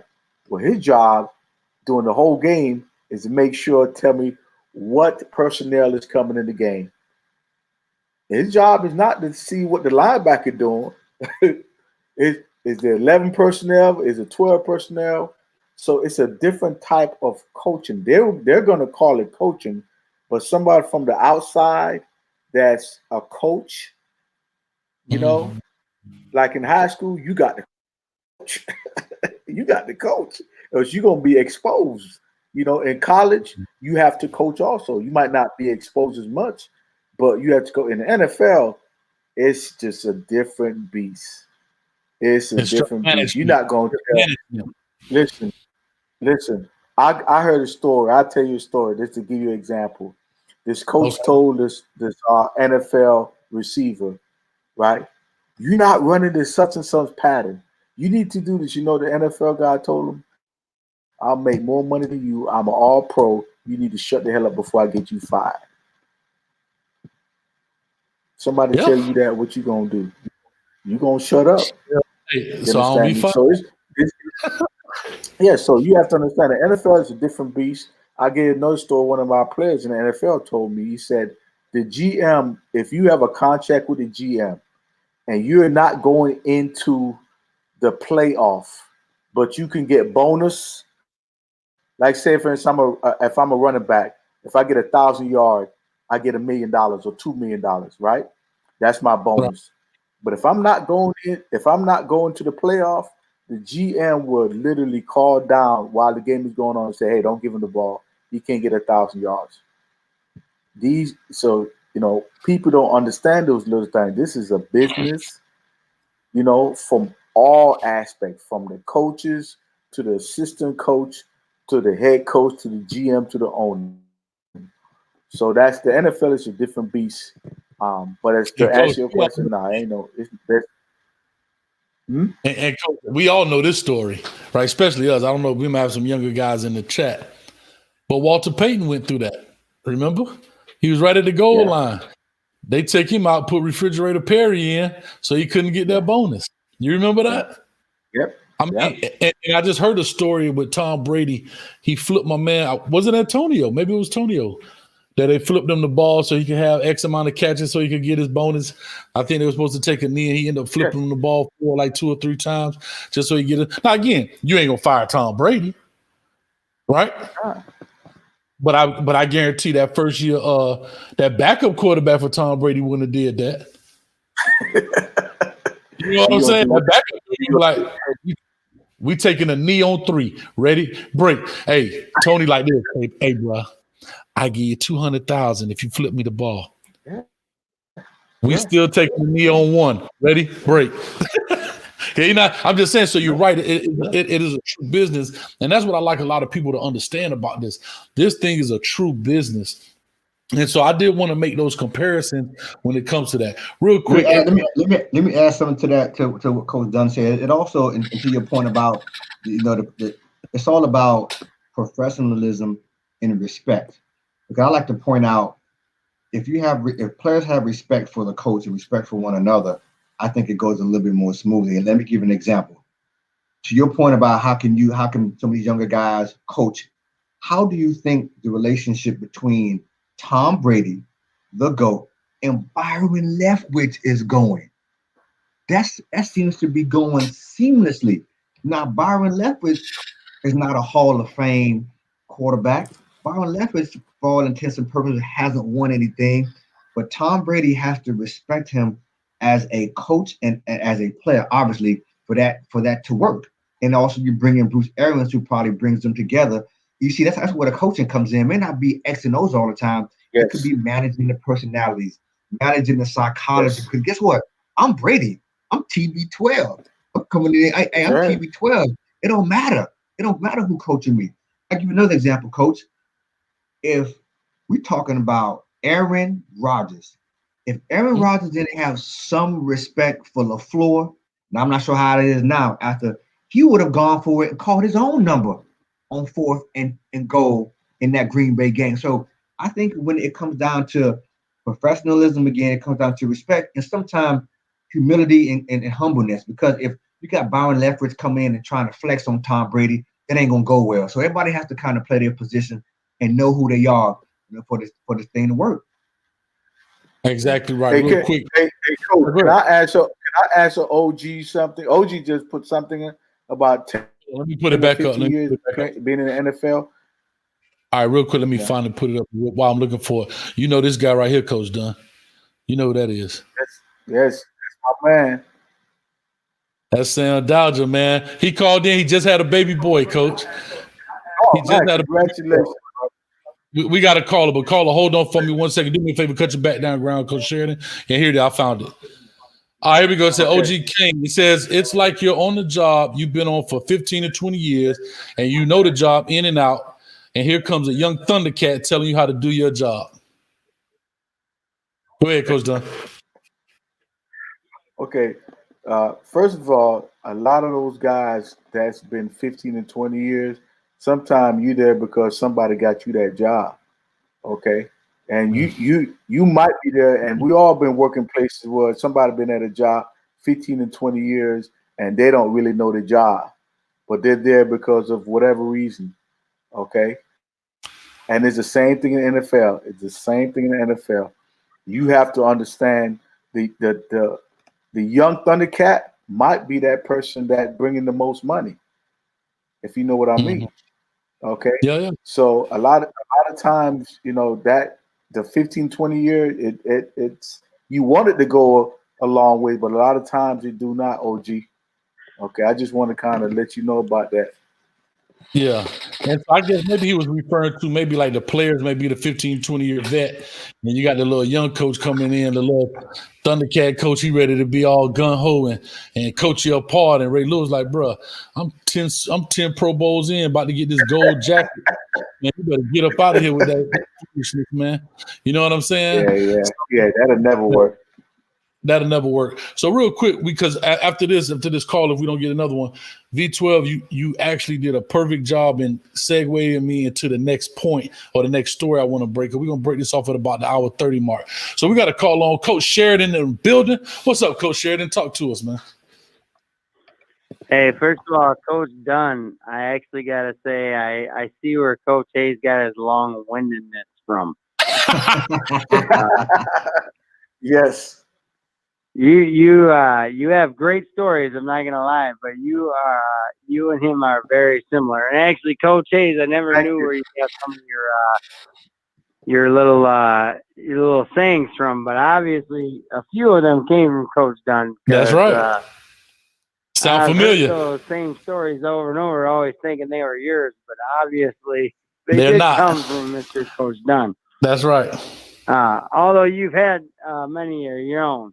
I appreciate it. For instance, like young kids getting baptized on the field. Was that you or Coach Dunn? I gotta ask. Getting baptized? Probably was a little bit of both of us. We put those. But anyway, the Byron Leftwich thing I do want to bring up. Byron Leftwich actually was a hard-nosed player, much similar to Tom Brady. I mean, you guys might remember Byron Leftwich limping down the field. Marshall. Am I still with you? Yeah, you good? Go for it. Yeah, limping down the field to win a championship, a MAC championship, whatever it was. He's a hard-nosed dude, just like Tom Brady in a sense. I will go into the Tom Brady thing. I know we talked about this last night. Tom Brady is still like a coach on the field. I brought up on the Facebook section about being a psychologist on the field as a coach. And I still think Tom Brady is one of those guys that is a psychologist on the field as well with the players. He just has an understanding of the game and how the whole realm works. Mm-hmm. And I do believe that is why he succeeds so well wherever he's at. He just has a very good understanding of the game, and he completely hones in his players and figures out ways to make them play for him. With that being said, gentlemen, I'd like to hear your response from that. I'm going to hang up. But great show, man. Coach Dunn, I want to, in V12, you're supposed to still come up and have a drink with me, man. We got All right. Hey, I'm open for it, brothers. Let us know, for sure. All right, Yeah. Coach. Appreciate it, man. That's my great coach, Coach O-line for me, man, over there at Olympia. That was a hard note. Coach, he could have worked with us, Coach. Coach, I ain't gonna lie to you. I hit him with some Coach Dunn-isms. I grind him out one Saturday, Coach. We came in at 8. We lead to 8 that night. All the other coaches' lip poked out. My dog, Coach Sheridan, he like this. Coach, I need more. I want more. So big shout out to Coach Sheridan in the building, man. That's my man. We talk a lot. And so anyway, what's your point? I'll go with you, V12, in regards to, because I know you finished it out, but I want to go back to what you said. How do you talk about from a psychology standpoint with being players in the NFL? Absolutely. Psychology, mentality. Listen, we know that Brady, whose house did he get? He took, was the A-Rod's house. He bought somebody, rented somebody's house, and the man, as soon as he got there, got to work during COVID times. With everybody in lockdown, Brady calls the team together, and they're doing their unofficial practices, and that's part of his psychology. He wants to bring a winning mentality to Tampa Bay. He did that. To Coach Sheridan's point about Byron Leftwich, absolutely. I'm not sure. Byron Leftwich was a solid quarterback, very tough guy. And I think that's probably why him and Brady, they do have a good relationship, because Brady respects Byron Leftwich, respects his ability and when he was a player. And, this is not his first time being a coordinator. He's been a coordinator for a few seasons, so he respects his acumen as a coordinator. So, it seems like it's a match made in heaven between, when you got a coach, Arians, who wear Kangos, he wouldn't even put the doggone belt around his waist. He got his belt around like a Gucci purse on top of on his chest. You got a cool team. You got a good chemistry going on. So you got Arians, you got Leftwich, and you got Brady. And to Coach Sheridan's point, he is definitely a coach on the field. I mean, that's the extra. Listen, I believe if Tom Brady, if Byron Leftwich made a call and Tom Brady didn't like it or he switched the play, I don't think Byron Leftwich would say one thing. He'll go along with the flow like he made that call. So that's a great observation, Coach Sheridan. Great observation. Coach Dunn, real quick, and then we'll jump into the last little piece of this, and then we'll be out of it. You can't hear me? I can't hear you. You're breaking up. I can hear you. You hear me Say now? something. Okay. You can hear me? Okay. Yeah. I just want to respond to that piece about the psychology of it, player to coach psychology of it, and then we'll jump into the last section. Well, I think that he does bring. I definitely agree with what V12 says. One of the greatest coach that I know, Nick Saban, big on that. Really, when he was at Michigan State, I learned a lot from him when it came to psychology, and he does that now. That's one of the reasons why I think he's able to continue to win, other than having some great players and having great coaches around him, like you said, that Miami needs. Miami needs a coach that can bring other great coaches around them. But I think one of the key things that Nick Saban does is that psychology. He brings people in. He has it on the bulletin board. He has it in the locker room. I mean, so I think that plays a big part, and I definitely think Tom Brady does that. But I believe he learns a lot of that from Bill Belichick. Okay, which brings back to that point that Bill Belichick, even though he had a losing season this year, played a huge part of what Tampa Bay is success right now. Because I believe Tom Brady's taken all he has learned from New England, from Bill Belichick and his staff, and brought it to Tampa Bay on the field and off the field. And those two guys on the same tree, right? The Nick Saban and Bill Belichick on the same tree of the Browns. You know what I mean? So like I said, they come through the same ranks. So here we go. Real quick, I'm going to pop this up here. And this right here is a prime example of what I'm saying about players and what I think Coach Dunn, myself, was saying earlier at the beginning before you got on V12 about how impactful coaches are to these young players and these young men that we have. I'm going to be honest with you. You know, everybody says, oh, they're young men, they're not kids. In high school, they come to you as a kid and they walk out as a young man, right? Because they're 14 when you get there. You're not a young man at 14. You're a kid. But when you're 17, 18, you walk out as a young man. And big shout out here to Sam Dodge. He says, thanks for the love, Coach. And tell Coach Dunn I said, good to see him and always love on my end for the men that raised me. You know, and those are the kind of comments when we talk about coaching that you want to get. And it had nothing to do with winning. Nothing in that comment say, you raised me and we won a championship. And he wasn't even on the championship team. You understand? And if you know the story, he called in on our previous show. You know, I talked about it from where he was to the way he was talking on there. And I hadn't talked to Sam in a minute. Man, I was like, that's what it's all about. So I just wanted to put that out there, man. So big shout out to you, Sam. Congratulations on your son. I believe you just had a son yesterday or the day before yesterday. If I'm not mistaken, I think I saw it on Facebook. All right, here's my last question then. So Coach Dunn and V12 have actually helped me in this. So we talk about the psychology, we talk about this, and we talk about the great coach. I see you smirking, V12. You know I'm finna hit it. So why is it that Nick Saban was not successful in the NFL? Being the kind of coach he is, as the greatest coach of all time, knowing the psychology as you got. And again, this show is all about thought-provoking questions. So that's why I asked these questions, even if I had to answer some time. So why is it that Nick Saban could not succeed at a high level, I guess, like he does in college, as he did? I mean, he goes to LSU, what, couple years, boom, championship. You know, he had Michigan State on the way up, goes to Alabama. We know what he does there. But before he gets to Alabama, he goes to Miami Dolphins, and it's real rocky. You know, we heard about the stories with Dante Culpepper and Zach Thomas and so forth. So why is that, Coach Dunn? I'm going to let you start off with that one. Oh, it's easy. The NFL is a different beast. Again, with the Dolphins, that's my favorite team. They didn't have the players, number one, okay, for him to be successful. That's number one. Number two, I'll tell you a story that I overheard when I went up to the Dolphins.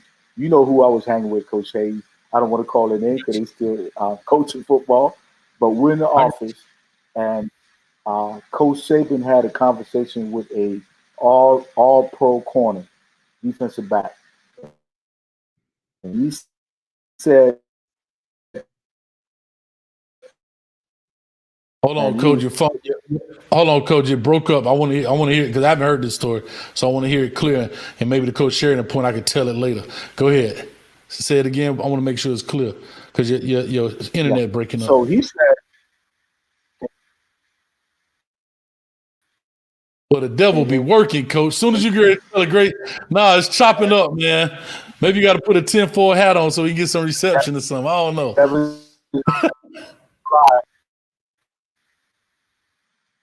It's a lie, man. I don't know. You chopping up, but it's chopping up bad. Okay, go ahead. Do it again. Try again.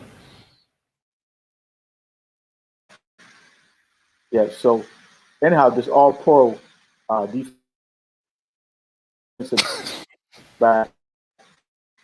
It's bad, Coach. It's bad. It's bad. It's bad. Yeah, do me a favor. I'm going to have you move around a little bit. I'm going to let V12 answer. I'm going to definitely have you come back. Look at this. My man, look at this. Everybody got popcorn. They want to see, you can't get popcorn. He watching. Hey, H.H. Mollis or Dame, man, I want to hear the story. Let's go. My man say, what the all-pro said, Coach. Go ahead, V12. Let me get your point then. So maybe Coach Dunn, internet will catch back up. Talk to us real quick. What was Saban's issue in regards? I think he had a couple of different issues. I think he approached the NFL game the way how he approached the college game, which was a big mistake. You know, from what I've heard, and my story may not be as good as Coach Dunn's stories, I heard that he came into the NFL being somewhat condescending to a lot of the players. and someone thinking that this was college, where these are grown men. A lot of these guys have been playing in the NFL for many years, and they really weren't feeling Coach Saban as a head coach. I think he lost a lot of respect in the locker room. And once, as a coach, you lose your respect of your locker room, it's hard for you to win. We spoke about, that Dante Culpepper wanted to split them, and then you had Zach Thomas. you had Zach Thomas. Zach Thomas was cool. Zach Thomas wanted to split them. And so when you have that going on, it's going to be hard for you to coach a team to victory and to success. And that's what happened to Coach Saban. And I think he also lost the locker room.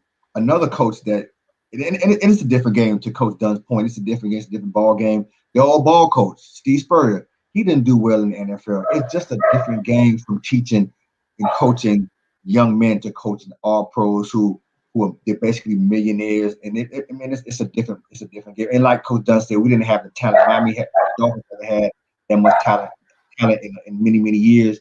And so he came when the cupboard was bare, and him coming with that type of attitude didn't help down in Miami. I got you. And he wasn't good at Alabama. And he wasn't that good. Was he at Alabama before he came to Miami? How many times was he at Alabama? Twice? LSU. Yeah. Remember, he won the Natty there, left to come to Miami, and then left and went back. So, Coach, back, man, you actually look real good and clean. All right, moving around. All right, real quick. Hey, Coach, they hit you up real decent, man. Bahama SC say Nick Saban hacked the feed, Coach, so you got to tell the story. All right. I got my popcorn, Coach. I'm ready. Okay, so again, like I said, with Nick Saban, I didn't get to hear what V12 said because I was trying to move around, but he tried to bring the college atmosphere in the NFL as far as with his demeanor. It's my way or nothing. So what happened was they were telling me, I was at the Dolphin sitting in the room, and they were telling the story about the DB. I don't want to call the DB name on, but the DB there was that practice, and Nick Saban was, Nick Saban deals with the defensive backs. So he told the defensive back, okay, this is how you run, man. This is how I want you to do it. And the man said, hey, man, just like this, he said, hey, man, I made All-Pro 4 years in a row doing the way I did it, not the way you brought the college football. If you don't like the way I do it, you need to trade me. And the next day, Nick Saban traded him. Okay. The point I was trying to make is the point is Nick Saban is a control guy. He's a control guy. You got to do it my way. When we go to the summer camp, how he is. You understand? And that's a summer camp. So he's a particular person. And in the NFL, you talking to grown men who has established themselves already. And remember what I said, it's either I'm going to establish myself or I'm going to establish to win a championship. And the Dolphins was not in that particular, where they want to win a championship. They were worried about their, how they're going to do in the NFL, not necessarily winning a championship. And I think that's what caused Nick Saban. He brought that college stuff. And a lot of college coaches, I think, are doing that. They try to bring the college, because you're going to bring what you know. You're going to bring to the table what you know. And I think in the NFL, man, it's a different beast. If you're lucky and get those guys to buy into what Tom Brady and them did, you understand me? But that's Brady. He has already won 5, been to the Super Bowl many times and won it 5 times. So he brings a lot of what we call it, a lot to the table. You Nick Saban, you ain't never won a Super Bowl.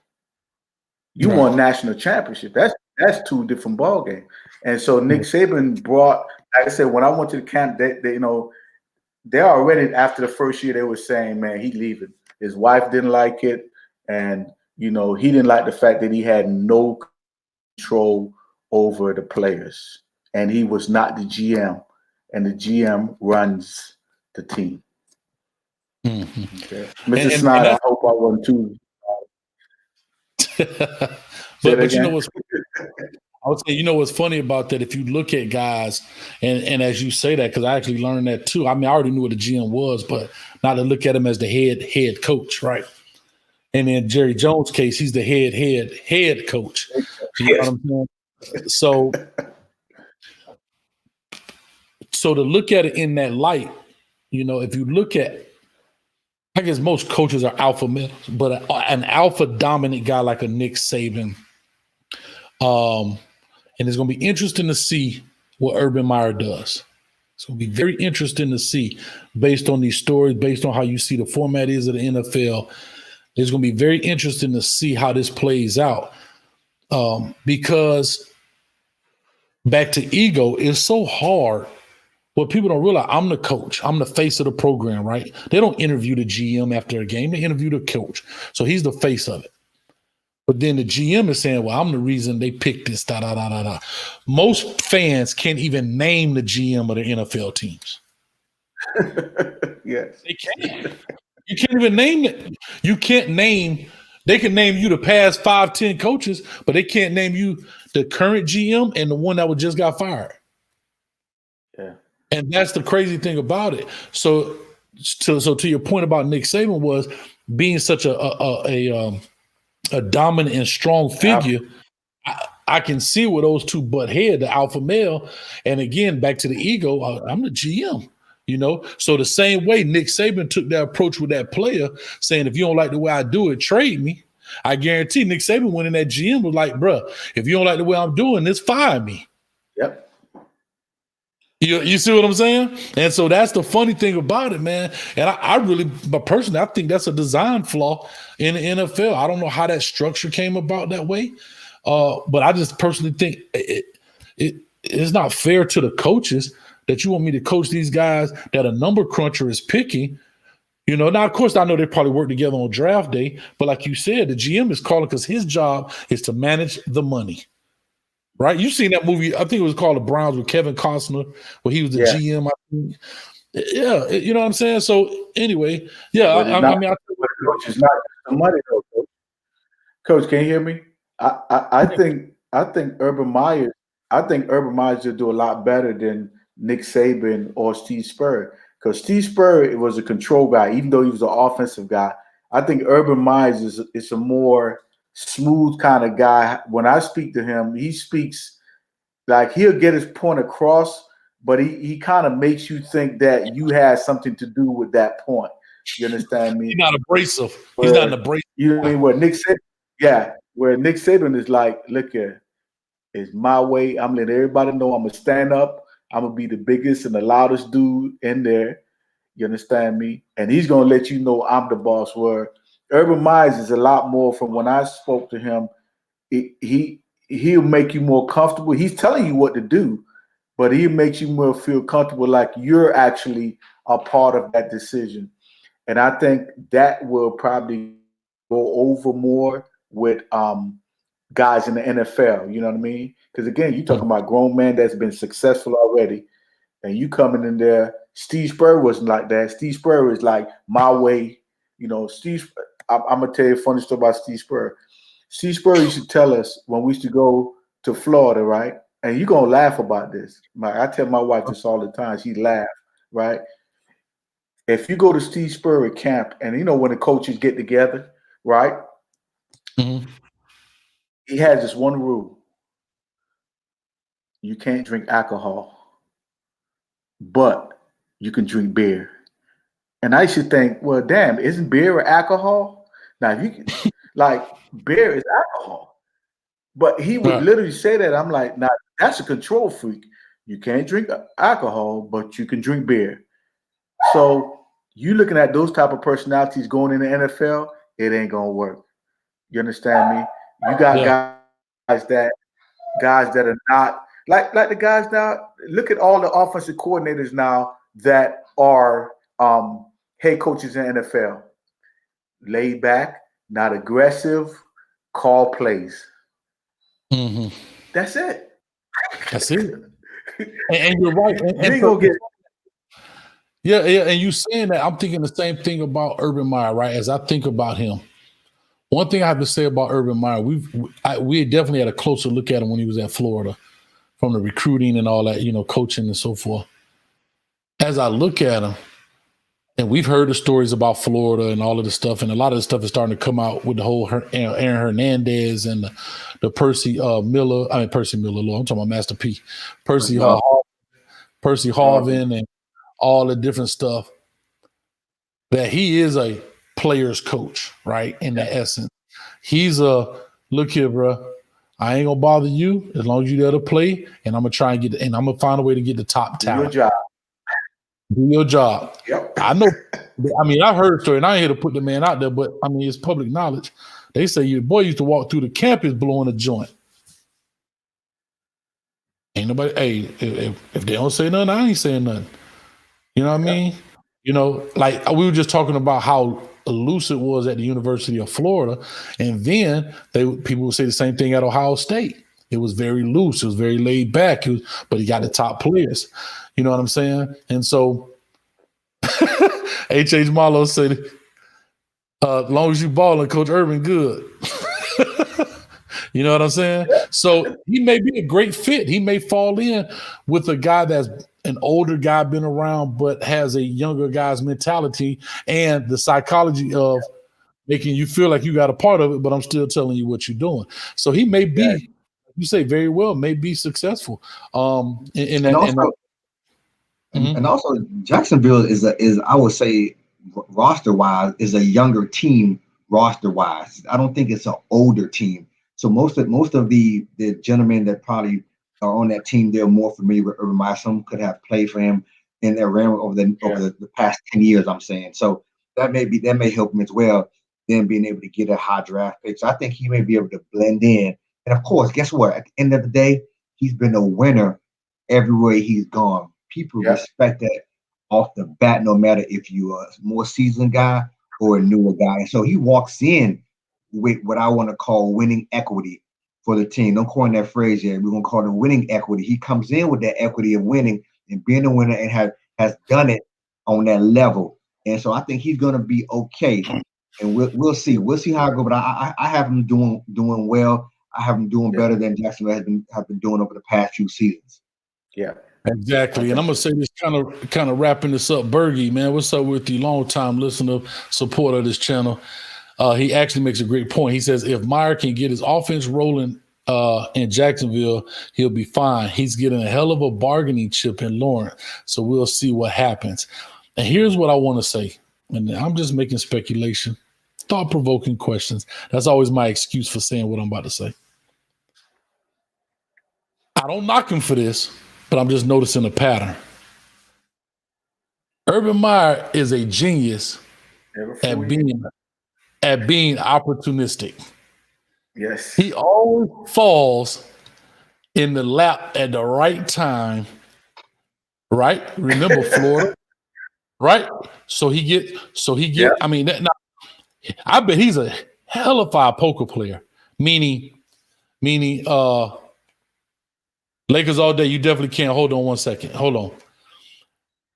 He's a hell of a poker player in the sense of he knows when to hold them. He knows when to fold them. He comes to Florida knowing what he had coming in, right? But most coaches should do that. But as soon as Tim Tebow and all that stuff that was going on in the rumor mill starts spinning, I got a headache. It's out, right? And I'm just calling the space away, right? It's out, become an analyst, back to his hometown of Ohio. My daughter said I can coach, right? At the perfect time at Ohio State, right? Think about this. Pop at the perfect time at Ohio State. Soon as it gets a little funny. Hold on, caller. As soon as it gets a little funny, I got a headache. And now he goes back to being an analyst. Notice he ain't never taken time off. He's still flying around the country, calling games. And as soon as the once in a lifetime generational quarterback comes available, My daughter said I could coach. And he gets the job with Trevor Lawrence, which we know Trevor Lawrence is going to be fit. I mean, I'm just interested to see it, man. Real quick, I just put it out there. Call or talk to us. Give us your name, where you're calling from. We about to wrap this story up. Go for it. Good evening, Coach Hayes, Coach Dunn, and Mr. V12. This is Kevin from Dallas, Georgia. How y'all doing this evening? I'm good. When you start Lakers all day, as soon as Kevin gets off, I'm going to put the number up here at the bottom. All right, you can call in right after because I definitely want you to call in. Kevin, talk to us, man. What's up with you? First, I have to bow down to Coach Dunn. I just want to know, as far as that hat that you have on your head, as far as that scripted A is on point. That's another story of another time, Coach A and B12 know what I'm talking about. But along those lines, I wanted to piggyback what you were talking about now, and then also wanted to go back for a second as far as the issue dealing with, as far as Coach Meyer. Okay. I'm gonna go where you won't go, Coach Hayes. As far as Coach Meyer, as well as Pete Carroll, suffer from a brother running your way itis. Because when I look at it, as far as Coach Meyer is concerned, everything was all good with Coach Meyer up until the time Coach Saban finally beat him. And once Coach Saban finally beat him, he shot Florida the deuces and disappeared. Now let's go to the West Coast for a second. Pete Carroll ran Harbaugh away from Stanford. Now, once Carroll got to the league, he ran Harbaugh away from the 49ers. Okay. Now, as far as on the coaching side is concerned, let's talk about three coaches briefly, fellas, and do a little bit of history. Let's go to something I know that's near and dear to you, Coach Hayes, and that's in regards to Swag Miat. Let's go down to the Delta for a minute.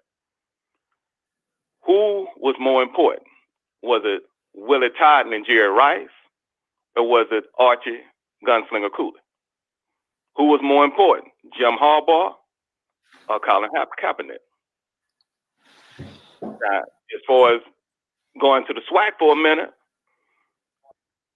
was Archie Gunslinger Cooley way before his time? Coach Dunn, you're gonna be way better at that than me. That's way before my time. So go for it, Coach. You know the guy. Yeah, I know Jay Cooley and all that. Go for it, Coach. I'm glad you're on here.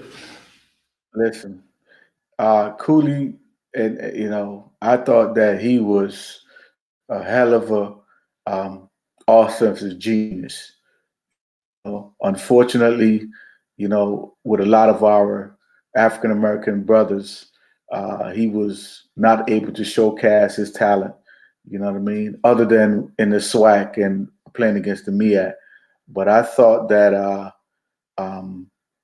as much as I admire Jerry Rice because I played with him in the All-Star game, if Jerry Rice was with our offense, he would have did good, but he wouldn't have been what he did under Archie's system.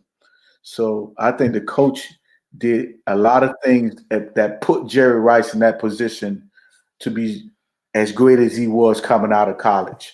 Okay, because if you would have put him under a system that was not showcasing Jerry Rice would have been Jerry Rice, but he wouldn't have made it as quick as he did in the NFL.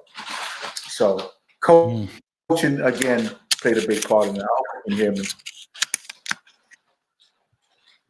All right, so there you go, Kevin. Hey, there you go. I mean, and again, just to make a comparison, Steve Sarkisian and Devontae Smith in that championship game, the coach found a new way to get a player open, knowing that they were going to double him up, and the way they used the motion to still find him free. I'm gonna take it to a little more modern time, I guess. But yeah, you're 100% right. And go ahead, Kevin, talk to us. Finish this out. And as far as going back to just coaching, period. I think that when it's all said and done, if you have I look at it in the respect of coaches, analysts, because when it's all said and done, gentlemen, and it's just going at Coach Hayes for a second. Coach Hayes, give it to me. Beat us up with little Timmy, poor little Timmy. Now, if I had a choice, Give me 80 strong players and 5, I would say, those that need someone to handle them. Or 80 strong players and 5 guys that are polar timid. Give me the latter instead of the former. Because I can find someone that could deal with the 5 guys that may go a little bit to the left and a little bit to the right. Mm-hmm. But I can't, I'm just going to be honest with you, V12, Coach Hayes, Coach Dunn, I can't win with polar timid. The only thing polar timid going to do is get me on the front of the unemployment line. We know that. That's true. That's true. But one thing I would ask imparting as far as in the future, and it's something that's been on my mind for a while, Coach Hayes, V12, and Coach Dunn, and that is, one night, could you all have a topic? And because I would go off on this evening, but I can't do that, and it's just a matter of just simply the how can I say this? The part that race plays as far as coaching. Because my thing is Coach Dunn, Coach Hayes, and V12. Why is it when a person of color coach, say, the Lakers, or if I went to baseball for a second, the Yankees, or any high-profile institution, why would a person of color only get that opportunity when it's belly up? Why can't it be as far as, okay, V12 get the opportunity to coach Miami, and it's, say, right after Coker? Why does it have to be 12 to 20 years after Coker that V12 gets the opportunity? Right. Why does that Coach Dunn get the opportunity to coach at Michigan when Michigan haven't had anything since Harbaugh was at quarterback? Why is it that Coach Hayes would get the opportunity to coach at a doggone SEC school when they've been on probation since Methuselah was a senior in high school? I mean, why is it that as far as when it comes to people of color, as far as when they receive these, quote, name positions, that is only when they're belly up instead of when they're on an even playing field? Well, Kevin, I'm going to say this because we're going to push this thing, but I'm definitely going to say this to you. That's actually in the works. I want to do a show, but I'm going to tell you what I've been waiting for. I've been waiting for this Super Bowl, the whole Eric Bieniemy, Leslie Frazier. I'm waiting to see where these guys land because I don't want to put the cart before the horse. I want to see where these guys land so we're not speculating. We can take this season with their accolades, what they've done, and then we can definitely lay that out. So that is in the works, but I wanted to wait until to see where these guys, the Eric Bieniemys, the Leslie Fraziers, the Brian Leftwich, where these guys get opportunities, especially now winning at the highest level, at the highest position besides the head coach. You're at the coordinator position, and those guys get jobs like Adam Gase, who tears up the Dolphins, gets a job at the Jets. The special team coach and Joe Judge gets the job at the Giants. You know, so I understand where you're coming from, but I wanted the smoke to clear a little bit so we can have a clear view of what we're looking at instead of we doing a lot of speculating on what it is or what could be before that show. Does that make sense what I'm saying, Kevin? Yes, sir. Yes, sir. I'm glad you painted that picture for me because I was really waiting for this evening. I appreciate as far as all the content that the gentlemen have shared. Sure. And hey, as always, thank you for keeping everything on point. Hey, y'all, Coach Hayes, continue doing what you're doing. Coach Dunn, as first time the opportunity as far as to hear you. Hey, and enjoy it as far as everything you espouse this evening. B12, good to see you. I'm glad Coach Hayes, let you out, man, because I thought for whatever reason he wanted to let you out this evening, but hey, I appreciate it. Hey, listen, Kev, I appreciate it. And Kev, listen, Kevin, I appreciate that. And if I'm on that show as well, I may out ham you. So if I'm on that show about the coaches of color, you prepare because I may go off more than you. I may have my cup. I may go off too. So yeah, coach put me on tonight. I'm glad he invited me on. And listen, if I'm not on, don't blame me.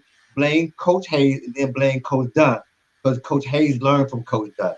So if I'm not on, that's what you gotta blame. Don't blame me. I'll come on all day if I could, man. You know what I mean?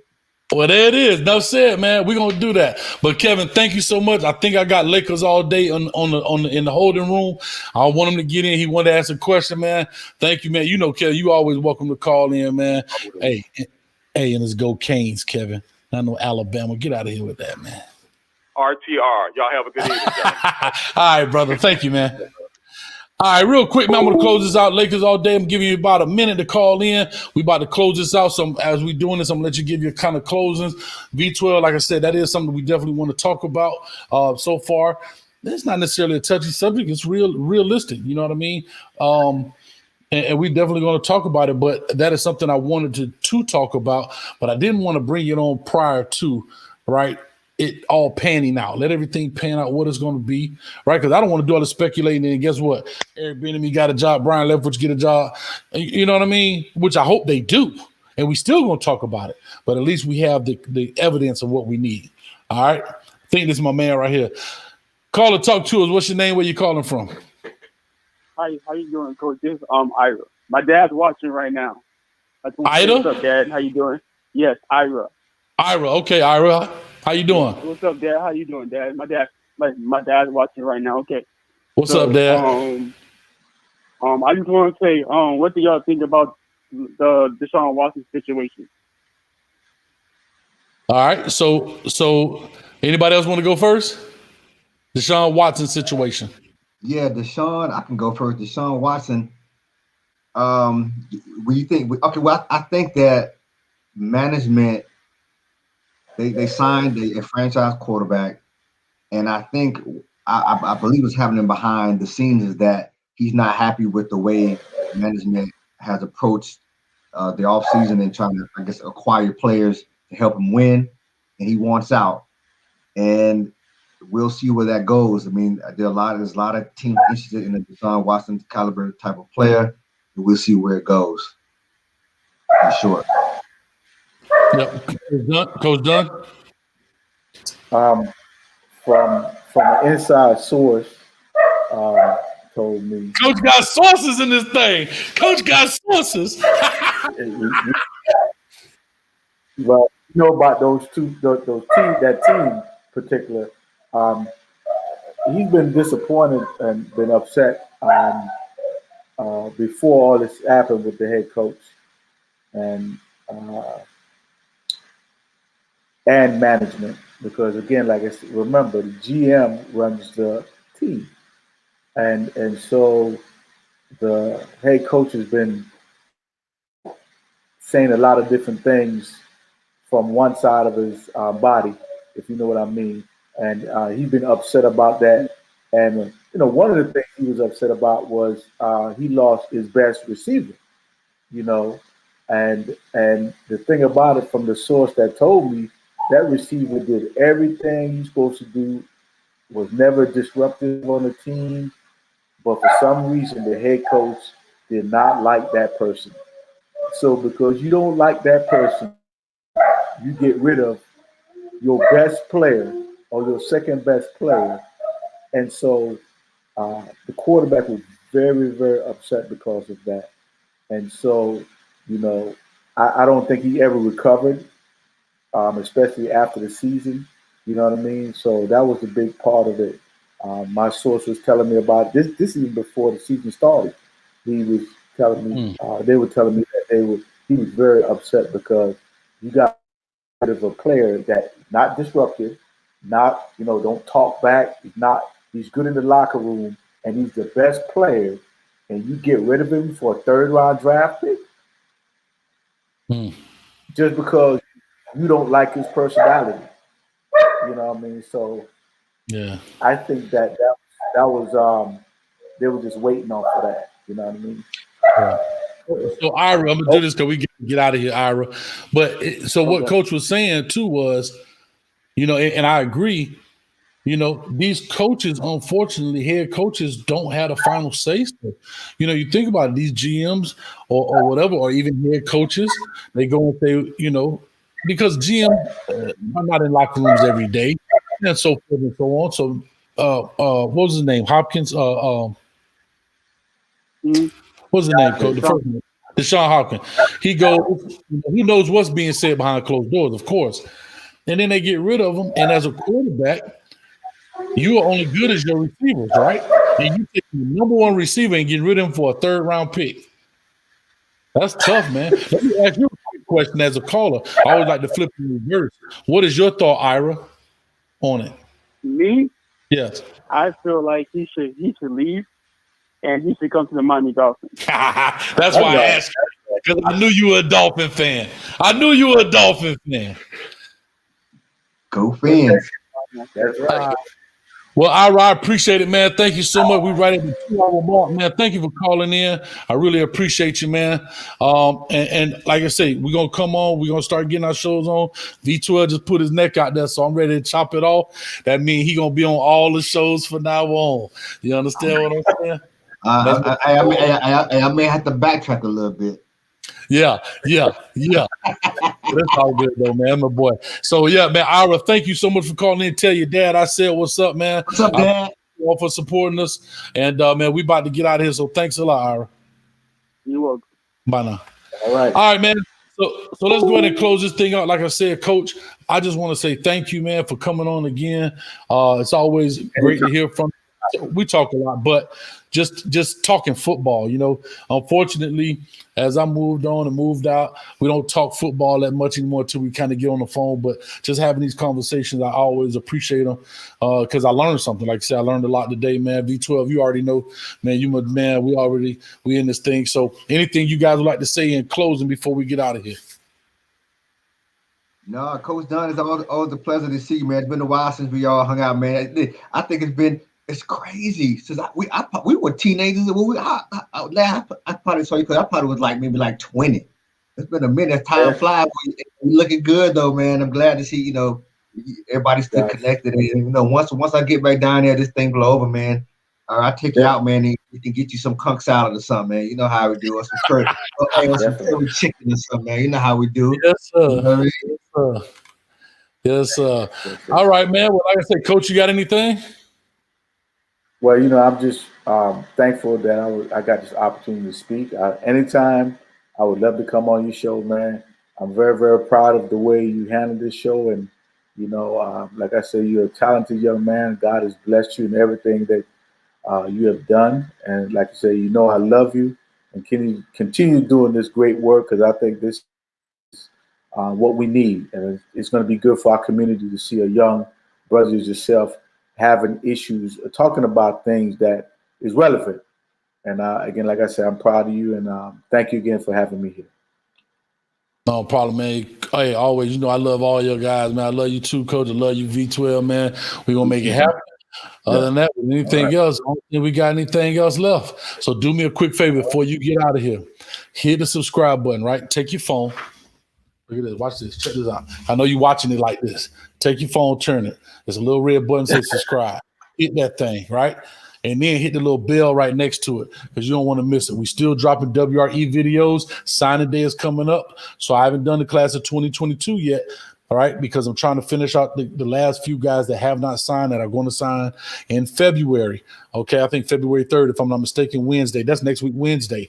After that, we jumping in the class of 2022.